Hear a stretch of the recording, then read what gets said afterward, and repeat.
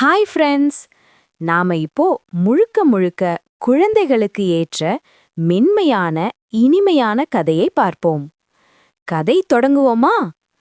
கதையின் தலைப்பு சிங்கராஜாவும் சின்ன எலியும்.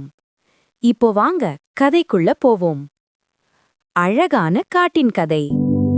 ஒரு காலத்தில் மிக மிக அழகான ஒரு பச்சை காடு இருந்தது.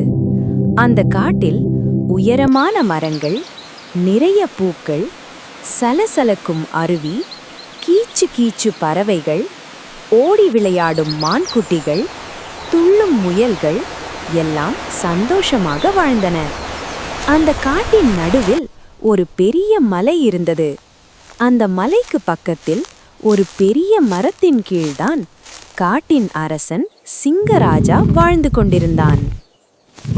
சிங்கராஜாவின் தினசரி வாழ்க்கை. சிங்கராஜா ரொம்ப வலிமையானவன். அவன் நடந்தால் தம் தம் தம் என்று பூமியே நடுங்கும்.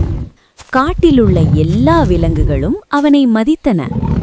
சில விலங்குகள் கொஞ்சம் பயந்தும் இருந்தன. சிங்கராஜா தினமும் காலை காட்டை சுற்றி பார்ப்பான். மதியம் உணவு சாப்பிடுவான். மாலை மரத்தின் கீழ் ஓய்வெடுப்பான். அவன் ஓய்வெடுக்கும் நேரத்தில் யாரும் தொந்தரவு செய்யக்கூடாது என்று எல்லா விலங்குகளுக்கும் தெரியும். சின்ன எலிக்குட்டி.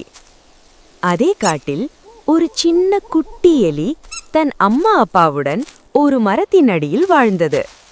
அந்த எலி ரொம்ப சுறுசுறுப்பானது, விளையாட்டு பிரியம், புத்திசாலி. அது எப்போதும் ஓடி விளையாடலாம், குதித்து விளையாடலாம் என்றிருந்தது. அம்மா எலி சொல்லும், காட்டில் கவனமாக இரு. ஆனால் குட்டி எலி கேட்குமா? சரி அம்மா என்று சொல்லி ஓடிவிடும். பெரிய தவறு. ஒரு நாள் மதியம் சிங்கராஜா சாப்பிட்டு விட்டு பெரிய மரத்தின் கீழ் ஆழ்ந்த தூக்கத்தில் இருந்தான். அதே நேரத்தில் எலிக்குட்டி நண்பர்களுடன் பிடி பிடி விளையாட்டு விளையாடியது.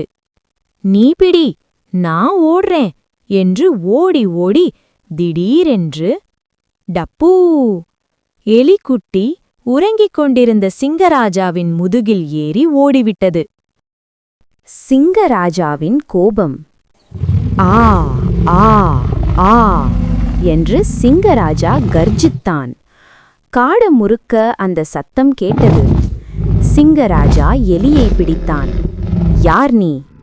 என்னை தூங்க விடாம தொந்தரவு செய்ற என்று கோபமாக கேட்டான். எலிக்குட்டி நடுங்கியது. மன்னிச்சிடுங்க சிங்கராஜா. எலியின் வேண்டுகோள்.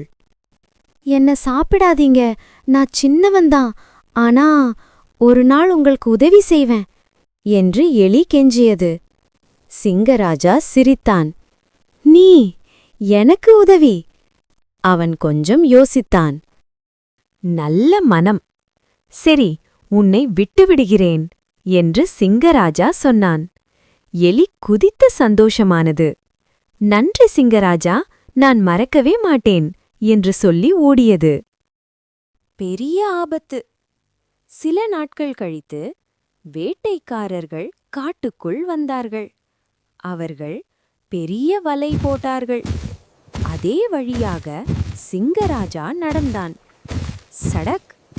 அவன் வலையில் சிக்கிக் கொண்டான். ஆ என்று கத்தினான். நட்பின் சக்தி. அந்த சப்தம் கேட்டு எலி ஓடி வந்தது. சிங்கராஜா என்று பார்த்தது.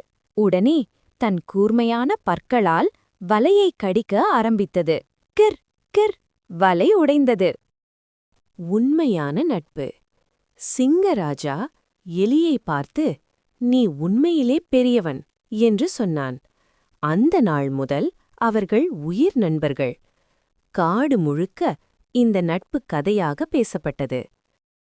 நல்ல கருத்து. சின்னவன் பெரியவன் இல்லை. நல்ல மனமே பெரிய செல்வம். நட்பு உலகத்திலேயே மிக அழகானது. என்ன குட்டீஸ், இந்த கதையை கேட்டிங்களா? உங்களுக்கு பிடிச்சிருக்கா? பிடிச்சிருந்தா இன்னும் இந்த மாதிரி கதை கேட்கணும்னு ஆசைப்பட்டீங்கன்னா லைக், ஷேர், சப்ஸ்கிரைப் பண்ணுங்க. பாய்.